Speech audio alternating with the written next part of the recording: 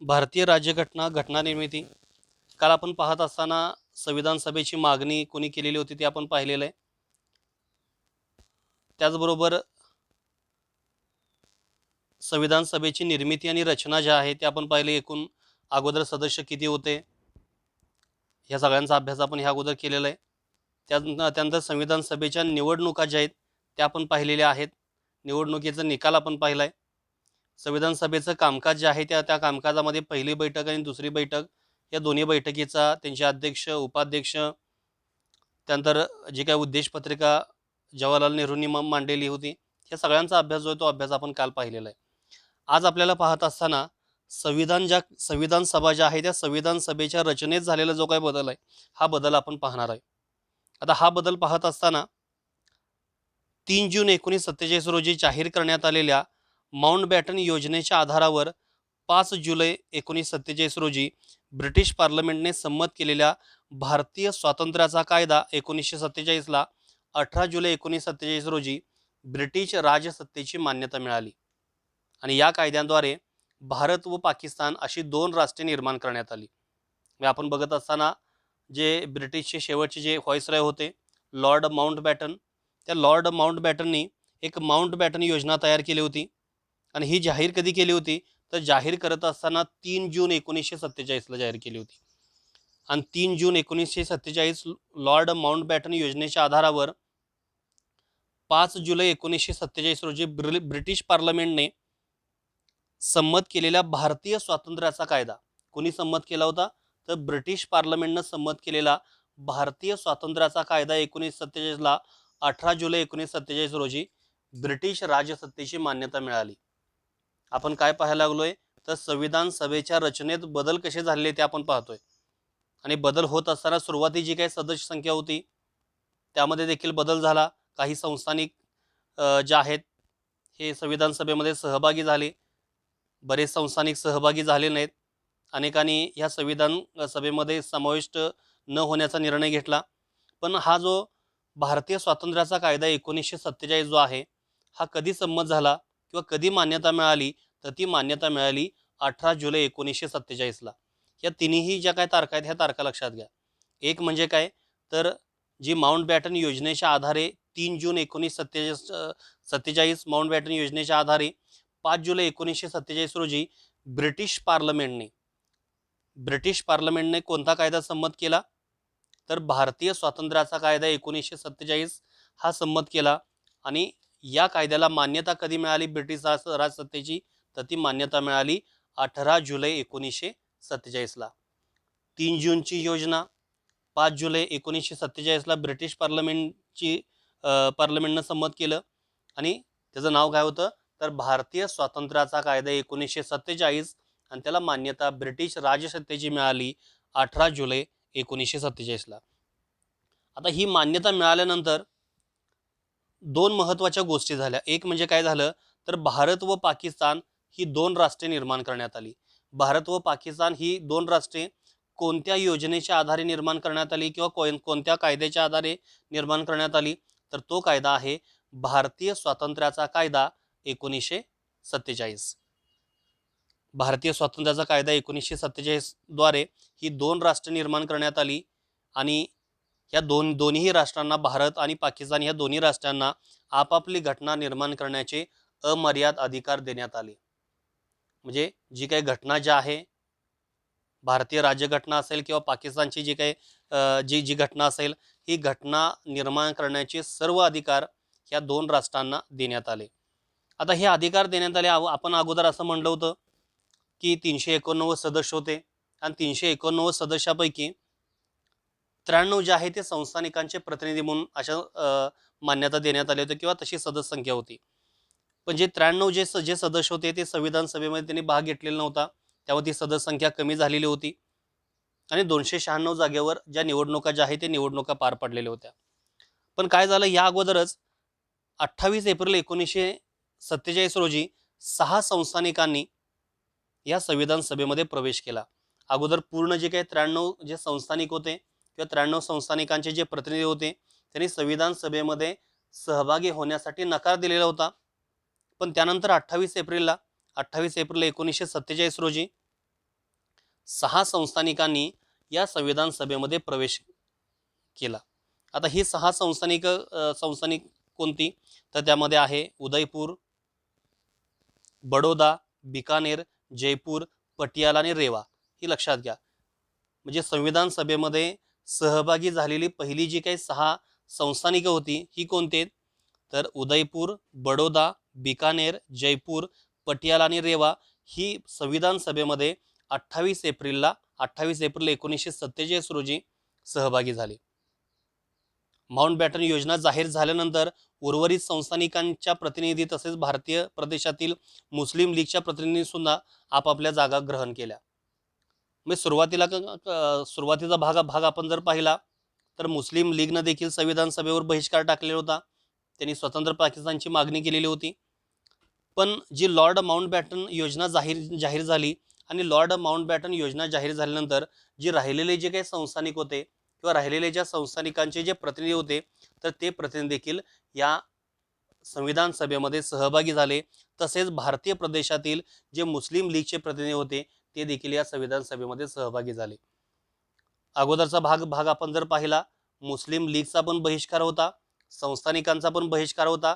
पण Lord Mountbatten योजनेनंतर संस्थानिक देखील त्या संविधान सभेमध्ये सहभागी झाले. तसेच भारतीय राजक्षेत्रामध्ये असणारे मुस्लिम लीगचे प्रतिनिधी देखील यामध्ये सहभागी झाले. आणि सुरुवातीला जी काही 6 संस्थानिकं होती जी संविधान सभेमध्ये सर्वप्रथम त्यांनी प्रवेश केला तर ती आहेत उदयपूर, बडोदा, बिकानेर, जयपूर, पटियाला आणि रेवा. आता भारतीय स्वातंत्र्याचा कायदा जो आहे 1947 जो माउंटबॅटन योजनेद्वारे आणलेला होता, ब्रिटिश पार्लमेंटनं कायदा केलेला होता आणि ब्रिटिश राजसत्तेनं ज्याला मान्यता मिळाली होती. आता हा कायदा आणल्यानंतर जी भारतीय संविधान सभा होती ह्या भारतीय संविधान सभेमध्ये बदल झाला, महत्त्वाचे बदल झाले. एकूण किती महत्त्वाचे बदल झाले? तर एकूण जे आहेत हे 3 महत्त्वाचे बदल ह्यामध्ये झाले. आणि त्यातला सगळ्यात महत्त्वाचा म्हणजे काय की संविधान सभा ही पूर्ण सार्वभौम झाली. म्हणजे संविधान सभा ज्या आहेत ही पूर्ण सार्वभौम झाली. आता सार्वभौम म्हणजे काय की संविधान सभेला पूर्ण सार्वभौम बनवण्यात आले तेव्हा तिला आपल्या मर्जीने कोणत्याही प्रकारच्या घटना तयार करण्याचा अधिकार प्राप्त झाला. म्हणजे कुठलंही बाह्य जो सहभाग जो आहे ह्या बाह्य सहभागाविना, बाह्य प्रभावाविना स्वमर्जीनं घटना तयार करण्याची एक मान्यता जी आहे ती मान्यता या संविधान सभेला मिळाली. म्हणजे संविधान सभा कशी झाली? सार्वभौम झाली आणि संविधान सभा त्याच्या मर्जीने कोणत्याही प्रकारची घटना तयार करण्याचा किंवा कायदा करण्याचा अधिकार त्यांना प्राप्त झाला. तसेच ब्रिटिश पार्लमेंटने केलेल्या कोणत्याही भारतविषयक कायद्यात बदल करण्याचा किंवा तो रद्द करण्याचा अधिकारही प्राप्त झाला. म्हणजे सार्वभौम आपण बघत असताना सार्वभौम म्हणजे काय की स्वमर्जीनं घटना निर्माण करण्याचा अधिकार प्राप्त झाला. आणि फक्त एवढंच नाही तर जे ब्रिटिशांनी केलेले वेगवेगळ्या स्वरूपाचे जे कायदे होते या कायद्यामध्ये बदल करण्याचा पण अधिकार त्यांना मिळाला किंवा ब्रिटिशांनी निर्माण केलेले जे काही कायदे आहेत हे कायदे रद्द करण्याचा अधिकार पण त्यांना मिळाला. सगळ्यात महत्त्वाचा जो पहिला बदल भारतीय स्वातंत्र्याचा कायदा 1947 मध्ये झालेला तो म्हणजे संविधान सभा ही पूर्ण सार्वभौम झाली. स्वतःच्या मर्जीनं घटना निर्माण करण्याचं स्वतःच्या मर्जीनं ज्या काही घटना आहेत ह्या घटना निर्माण करण्याचा अधिकार त्यांना प्राप्त झाला. त्याचबरोबर ब्रिटिशांनी केलेले जे काही कायदे आहेत हे कायदे रद्द करण्याचा, त्या कायद्यामध्ये बदल करण्याचा आणि त्या कायद्याच्या ठिकाणी नवीन कायदा आणण्याचा जो काही अधिकार आहे हा अधिकार यांना प्राप्त झाला. हा झाला पहिला. दुसरा जो काही भाग आहे, दुसरा बदल काय झाला तर संविधान सभेला कायदेमंडळाचा दर्जा प्राप्त झाला. मग संविधान सभा ज्या आहेत ही घटना निर्माण करण्याचं पण काम करत होते, त्याचबरोबर कायदा देखील निर्माण करण्याचा अधिकार जो आहे हा संविधान सभेला प्राप्त झाला. म्हणजेच संविधान सभेला आता 2 कार्य देण्यात आली. सुरुवातीला काय कार्य होतं संविधान सभेचं? तर सुरुवातीला कार्य काय होतं तर फक्त घटना निर्माण करण्याचं, घटनेची निर्मिती करण्याचं कार्य होतं. आता 2 स्वरूपाची कार्य देण्यात आली. एक कार्य म्हणजे काय होतं तर घटनेची निर्मिती करायचं, घटना तयार करायची आणि जे दुसरं कार्य जे आहेत हा कायदा निर्माण करण्याचा अधिकार म्हणजे कायदे मंडळ म्हणून देखील दर्जा जो आहे हा संविधान सभेला मिळाला. आता ही जी काही दोन्ही कामं होती, घटना निर्माण करण्याचं काम असेल, देशासाठी कायदा निर्माण करण्याचं काम असेल, ही दोन्ही कामे वेगवेगळ्या दिवशी पार पाडली जात असे. म्हणजे एक दिवसाचं जे काही काम आहे हे मसुदा निर्माण करणं किंवा ते चर्चा करणं असेल, घटना निर्मितीसाठी वेगवेगळं वाचन करणं असेल, अशा ज्या काही गोष्टी आहेत ह्या गोष्टी एका दिवशी असायच्या आणि दुसऱ्या दिवशी जे आहेत हा कायदा निर्माण करण्याचं जे काही काम आहे ते काम त्यामध्ये केलं जायचं. संविधान सभेची बैठक जेव्हा घटना निर्मितीच्या कामासाठी होत असे तेव्हा डॉक्टर राजेंद्र प्रसाद अध्यक्ष म्हणून कार्य करत असे. म्हणजे संविधान सभा जे घटनेचं काम करणार आहे, घटना निर्मितीचं काम ज्यावेळी संविधान सभा करणार आहे, तर त्यावेळी अध्यक्ष कोण होते, तर डॉक्टर राजेंद्र प्रसाद जे आहे ते अध्यक्ष होते. आणि ज्यावेळी संविधान सभा कायदे मंडळ म्हणून काम करत असे, कायदा निर्माण करण्याचं जे काही काम आहे हे काम करत असे, तेव्हा त्यावेळेला जे काही अध्यक्ष होते हे अध्यक्ष कोण होते, जी.व्ही. मावळणकर हे अध्यक्ष होते. कायदे करण्याच्या कार्यामुळे संविधान सभा हीच स्वतंत्र भारताची पहिली कायदे मंडळ ठरली. आणि हे कायदे मंडळ म्हणून काम करत असताना जी.व्ही. मावळणकर तिचे अध्यक्ष म्हणून काम पाहत असे. 17 नोव्हेंबर 1947 रोजी त्यांचे अध्यक्ष म्हणून निवड करण्यात आली. जी.व्ही. मावळणकर जे आहेत यांची जी काही निवड आहे ही निवड कधी झाली, तर 17 नोव्हेंबर 1947. 17 नोव्हेंबर 1947 जे आहे हे 17 नोव्हेंबर 1947ला जी.व्ही. मावळणकर यांची अध्यक्ष म्हणून निवड झाली. कशाचे अध्यक्ष, तर कायदे मंडळाचे अध्यक्ष. आता ह्या अगोदर आपल्याला माहिती आहे डॉक्टर राजेंद्र प्रसाद यांच्या अध्यक्ष म्हणून निवड कधी झालेली होती, दुसऱ्या बैठकीमध्ये 11 डिसेंबर 1946ला. संविधान सभेची दोन्ही कामे 26 नोव्हेंबर 1949 पर्यंत चालली. 26 जानेवारी 1950 ते मार्च 1952 पर्यंत संविधान सभेने केवळ तात्पुरती संसद म्हणून कार्य पाहिले. बघा इथं आपण बघत असताना जे दोन घटक आता पाहिलेत, एक म्हणजे संविधान सभा सार्वभौम आहे, सार्वभौमचा अर्थ आपल्या लक्षात आला. दुसरं म्हणजे संविधान सभेला कायदेमंडळाचा दर्जा निर्माण झाला. फक्त घटना निर्माण करायची नाही तर देशासाठी कायदे पण करायचे आहेत. पण ज्यावेळी कायदे करायचे आहेत ते अध्यक्ष कोण होते, जी.व्ही. मावळणकर हे अध्यक्ष होते. ते कधी झाले, 17 नोव्हेंबर 1947ला. आता ही जी संविधान सभेची ही दोन्ही कामं जे आहेत ही कधीपर्यंत सुरू होती, ज्यावेळी आपण स्वीकृत केली होती 26 नोव्हेंबर 1949. 26 नोव्हेंबर 1949 पर्यंत हे कार्य अखंडितपणे सुरू झालं. आणि 26 जानेवारी 1950 ते मार्च 1952 पर्यंत संविधान सभेने केवळ तात्पुरती संसद म्हणून काम पाहिले. पाकिस्तानात गेलेल्या क्षेत्रातील मुस्लिम लीगचे सदस्य संविधान सभेतून बाहेर पडल्याने भारताच्या संविधान सभेची सदस्य संख्या 299 झाली. अगोदर जी काही सदस्य संख्या होती ही किती होती, ती जवळपास 389 होते. पण नंतर काय झालं की भारत आणि पाकिस्तान अशी दोन राष्ट्र निर्माण झाली आणि पाकिस्तान क्षेत्रामध्ये असणारा जो काही मुस्लिम लीग जे होते त्या मुस्लिम लीगचे सदस्य या संविधान सभेतून बाहेर पडल्यामुळं जी काही संख्या आहे ती संख्या किती झाली, 299 संख्या झाली. आणि त्या 299 मध्ये जे ब्रिटिश प्रांत होता त्या ब्रिटिश प्रांतचे 229 आणि जे संस्थानिक होते हे संस्थानिकांचे 70. पाकिस्तानात गेलेल्या क्षेत्रातील मुस्लिम लीगचे सदस्य संविधान सभेतून बाहेर पडल्याने भारताच्या संविधान सभेत सदस्य संख्या 299 इतकी झाली. त्यापैकी 229 हे पूर्वीचे ब्रिटिश प्रांताचे, 9 ब्रिटिश प्रांत आणि 3 चीफ कमिशनरी प्रांत. फक्त त्यामध्ये आपण जर विचार केला तर बलुचिस्तान जे आहे ते पाकिस्तानात गेलं, त्या 3 चीफ कमिशनरी प्रांत राहिले, दिल्ली, अजमेर मारवाड आणि कुर्ग. तर 70 संस्थानिकांचे प्रतिनिधी होते. या प्रांतापैकी सर्वाधिक प्रतिनिधी जे आहेत हे संयुक्त प्रांताचे होते. सर्वात जास्त जे प्रतिनिधी जे होते हे कशाचे होते, तर संयुक्त प्रांताचे होते. किती होते, तर 55 होते. संयुक्त प्रांताचे 55, मद्रास 49, बिहार 36, बॉम्बे 21 या प्रांताचे होते. आणि संस्थानिकापैकी सर्वाधिक प्रतिनिधी म्हैसूर 7 आणि त्रावणकोर 6 या संस्थानिकांचे होते. व अशा प्रकारे हे 3 महत्त्वाचे बदल झाले.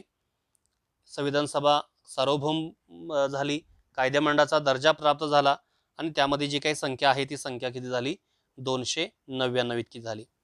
आता त्यापुढे आपल्याला पाहायचं आहे संविधान सभेचे उपाध्यक्ष. अगोदर संविधान सभेचे जे काही उपाध्यक्ष जे होते ते एच.सी. मुखर्जी हे होते. एच.सी. मुखर्जी, ज्यांची निवड 25 जानेवारी 1947ला झालेली होती. आता संविधान सभेचे भारताच्या फाळणीमुळे संविधान सभेच्या नवीन नियमानुसार 2 उपाध्यक्ष नेमण्याचे ठरले. फाळणीमुळे एच.सी. मुखर्जी, जे अगोदर बंगालचे प्रतिनिधी होते, यांचे सदस्य गेल्याने त्यांचे उपाध्यक्षपदही संपुष्टात आले. मात्र ते पुन्हा संविधान सभेवर निवडून आले आणि नवीन नियमानुसार 16 जुलै 1947 रोजी पुन्हा 2 उपाध्यक्षांची निवड करण्यात आली. एच.सी. मुखर्जी जे आहेत हे अगोदर संविधान सभेचे उपाध्यक्ष होते, पण भारताच्या फाळणीमुळे संविधान सभेच्या नवीन नियमानुसार 2 उपाध्यक्ष नेमण्याचे ठरवले आणि फाळणीमुळे एच.सी. मुखर्जी जे आहे, जे बंगालचे प्रतिनिधी होते, यांचे सदस्यत्व गेल्याने त्यांचे उपाध्यक्षपदही संपुष्टात आले.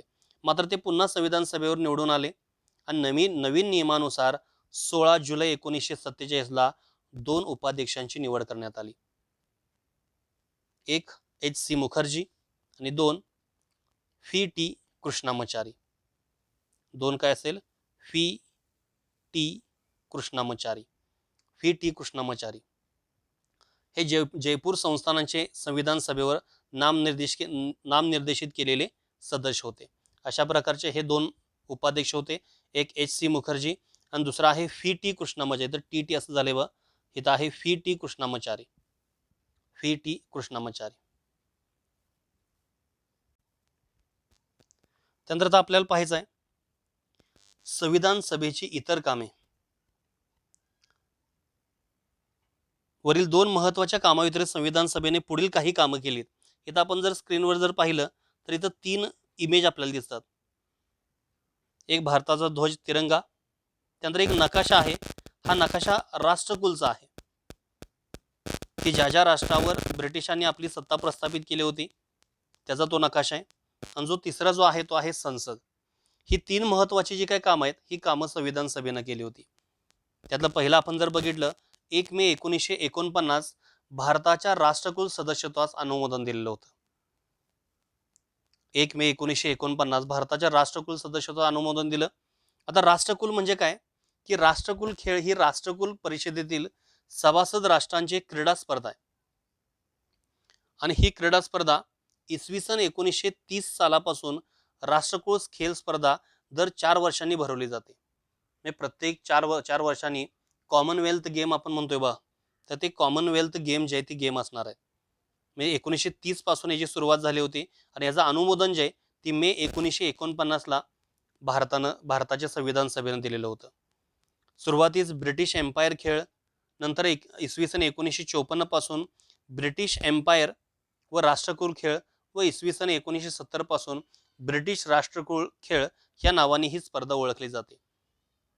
कॉमनवेल्थ गेम आपण ज्याला म्हणतोय तर ही कॉमनवेल्थ गेम किंवा ह्या राष्ट्रकुल जी परिषद होती या राष्ट्रकुल परिषदेच्या सदस्यत्वात अनुमोदन देण्याचं जे काय काम आहे हे काम या संविधान सभेनं केलेलं होतं. दुसरं आहे त्यानंतर 22 जुलै 1947. 22 जुलै 1947 रोजी भारताचा राष्ट्रीय ध्वज स्वीकृत केला आणि त्याचे डिझाईन आंध्र प्रदेशाचे पिंगली व्यंकय्या यांनी तयार केले होते. राष्ट्रध्वज जो आहे हा कधी स्वीकृत केला तर 22 जुलै 1947ला. आणि त्याचं डिझाईन कोणी तयार केलं होतं तर डिझाईन तयार करत असताना आंध्र प्रदेशाचे पिंगली व्यंकय्या यांनी ते डिझाईन तयार केलं होतं. त्यानंतर 24 जानेवारी 1950.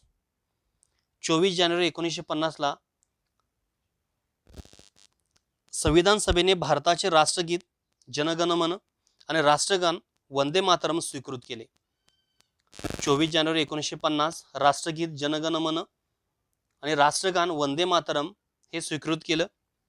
आणि हे स्वीकृत करत असताना 24 जानेवारी 1950ला सर्वप्रथम पूर्णिमा बॅनर्जी यांनी राष्ट्रगीत गायलं आणि त्या राष्ट्रगीताचं जे लेखन आहे हे लेखन कोणी केलेलं होतं? रवींद्रनाथ टागोर यांनी केलेलं होतं. त्याचबरोबर राष्ट्रगान जे वंदे मातरम हे सर्वप्रथम पंडित लक्ष्मीकांत मैत्र यांनी गायलं आणि त्याचं लेखन जे आहे हे बंकिमचंद्र चॅटर्जी यांनी केलेलं होतं. हे 3 कामं आपण जर पाहिली, पहिलं मे 1949 राष्ट्रकुल सदस्यत्व अनुमोदन, 22 जुलै 1949 राष्ट्रीय ध्वज स्वीकृत केलं होतं, डिझाईन राष्ट्रीय ध्वजाचं. आणि हे डिझाईन जे आहे ते आंध्र प्रदेशाचे पिंगली व्यंकय्या यांनी तयार केलं होतं. आणि 24 जानेवारी 1950 संविधान सभेने भारताचे राष्ट्रगीत आणि राष्ट्रगान स्वीकृत केलं. राष्ट्रगीत जनगण मन आणि राष्ट्रगान वंदे मातरम. सर्वप्रथम राष्ट्रगीत कुणी गायलं तर त्या ठिकाणी पूर्णिमा बॅनर्जी यांनी गायलं आणि रवींद्रनाथ टागोर यांनी ते लिहिलेलं होतं. आणि राष्ट्रगान जे आहे वंदे मातरम हे पंडित लक्ष्मीकांत मैत्र यांनी गायलं, की जे बंकिमचंद्र चॅटर्जी यांनी लिहिलेलं होतं. त्यानंतर त्यापुढं 24 जानेवारी 1950 रोजी झालेल्या संविधान सभेच्या शेवटच्या बैठकीत 26 जानेवारी पासून लोकसभेच्या निवडणुका होईपर्यंत संविधान सभेलाच तात्पुरती संसद म्हणून घोषित करण्यात आलं.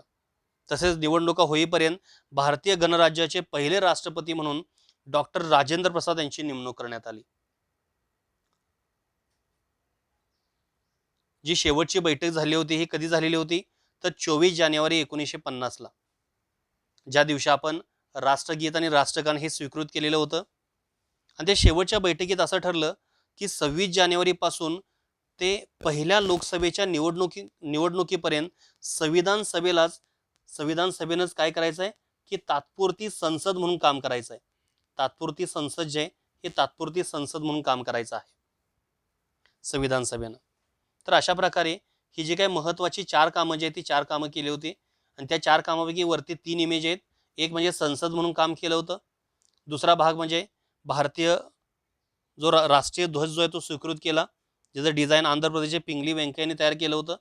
आणि त्यापुढं आहे कॉमनवेल्थ गेम जे आहेत, राष्ट्रकुल जी परिषद होती त्या राष्ट्रकुल परिषदेच्या सदस्यत्वास अनुमोदन दिलेलं होतं. त्यानंतर आता आपल्याला त्यापुढं बघायचं आहे संविधान सभेच्या समित्या. संविधान सभा ज्या आहेत या संविधान सभेच्या समित्या, आणि त्या समितीमध्ये आज आपण एकच समिती पाहणार आहोत, ती आहे मसुदा समिती. अनेक समितीच्या माध्यमातून संविधान सभेनं आपलं काम केलं होतं. आणि त्यातली सर्वात महत्त्वाची मोस्ट इम्पॉर्टंट जी कमिटी होती, जी समिती होती ती होती ड्राफ्टिंग कमिटी, मसुदा समिती. आणि ही जी काही मसुदा समिती जी आहे ह्या मसुदा समितीची स्थापना ही झाली 29 ऑगस्ट 1947 ला. 29 ऑगस्ट 1947 भारतरत्न डॉक्टर बाबासाहेब आंबेडकर यांच्या अध्यक्षतेखाली ही समिती स्थापन झालेली होती. आणि या समितीमध्ये एकूण 7 सदस्य होते.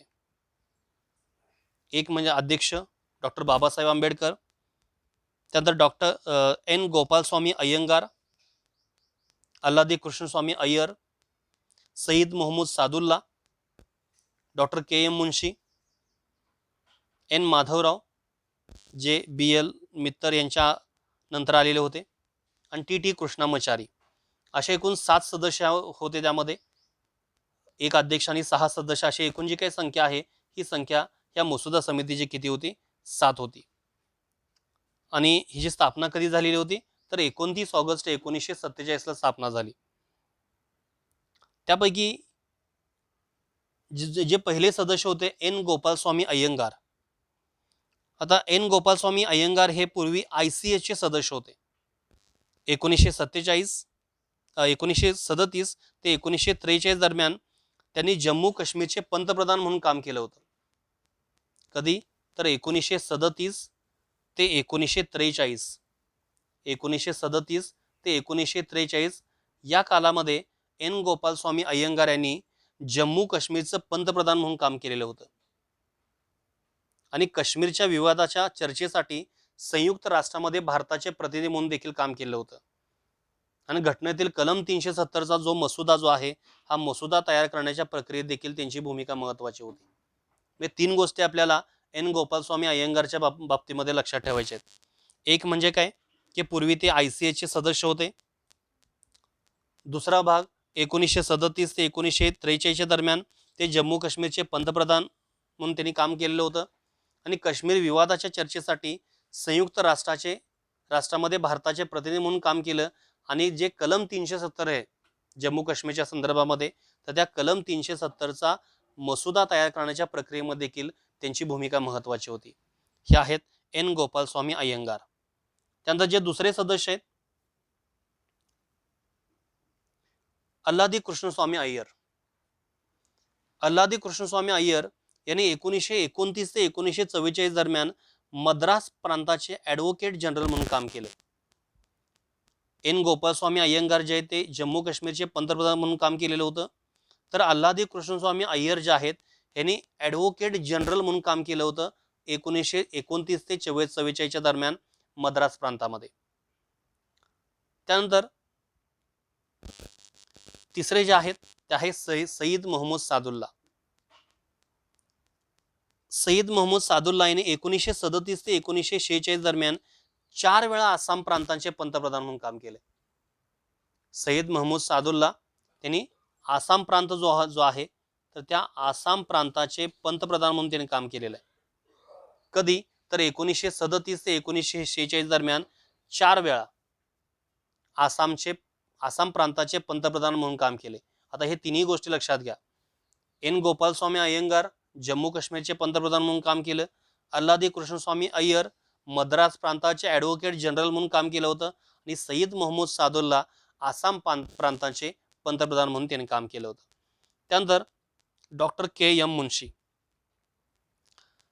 1937 ते 1940 दरम्यान बॉम्बे प्रांतांचे गृहमंत्री म्हणून त्यांनी काम केलं होतं. बॉम्बे प्रांताचे गृहमंत्री म्हणून त्यांनी काम केलं होतं. बॉम्बे प्रांताचे गृहमंत्री कधी तर 1937 ते 1940 दरम्यान. 1 2 3 4 सदस्य झाले डॉक्टर के एम मुन्शी. त्यानंतर एन माधवराव. आता एन माधवराव कधी आले? बी एल मित्तर अगोदर सदस्य होते, पण बी एल मित्तर यांनी अनारोग्याच्या कारणामुळे राजीनामा दिल्याने एन माधवराव यांची नियुक्ती करण्यात आली. मी मसुदा समितीमध्ये अगोदर बी एल मित्तर हे होते, पण त्यांच्या प्रकृतीच्या कारणामुळे अनारोग्याच्या कारणामुळे त्यांनी राजीनामा दिला आणि ते राजीनामा दिल्यानंतर एन माधवराव यांची नियुक्ती करण्यात आली. आणि एन माधवराव पूर्वी म्हैसूर राज्याचे दिवाण म्हणून काम करत होते. कोणत्या राज्याचे? तर म्हैसूर राज्याचे दिवाण म्हणून ते काम करत होते. आणि शेवटचे जे काय आहेत सदस्य ते आहेत टी टी कृष्णामाचारी. 1948 मध्ये डी पी खैतान यांच्या मृत्यूनंतर कृष्णामाचारी यांची नियुक्ती करण्यात आली. तर अशा प्रकारचे हे मसुदा समितीचे सदस्य आहेत. एकूण 7 अध्यक्ष आहेत. भारतरत्न डॉक्टर बाबासाहेब आंबेडकर, त्यानंतर एन गोपालस्वामी अय्यंगार. एन गोपालस्वामी अय्यंगार हे जम्मू काश्मीरचे होते, पंतप्रधान म्हणून त्यांनी काम केलेलं होतं. अल्लादी कृष्णस्वामी अय्यर मद्रास प्रांताचे ॲडव्होकेट जनरल म्हणून त्यांनी काम केलेलं होतं. सईद मोहम्मद सादुल्ला आसाम प्रांताचे पंतप्रधान म्हणून त्यांनी काम केलेलं होतं. डॉक्टर के एम मुन्शी बॉम्बे प्रांताचे गृहमंत्री म्हणून त्यांनी काम केलं होतं. एन माधवराव बी एल मित्तर यांच्या जागी ते आले आणि ते म्हैसूर राज्याचे दिवाण म्हणून त्यांनी काम केलं होतं. आणि टी टी कृष्णामाचारी जे डी पी खैतान यांच्या मृत्यूनंतर त्यांची नियुक्ती करण्यात आली होती. तर अशा प्रकारची मसुदा समिती जी आहे तर त्या मसुदा समितीची आपण यामध्ये माहिती पाहिलेली आहे. त्यानंतर या पुढचा जो तास असेल त्या पुढच्या तासाला आपण घटनेची स्वीकृती आणि घटनेचा अंमल या गोष्टींचा अभ्यास जो आहे तो अभ्यास आपण जो पुढचा जो काय तास आहे या पुढच्या तासाला करणार आहोत. Okay, thank you.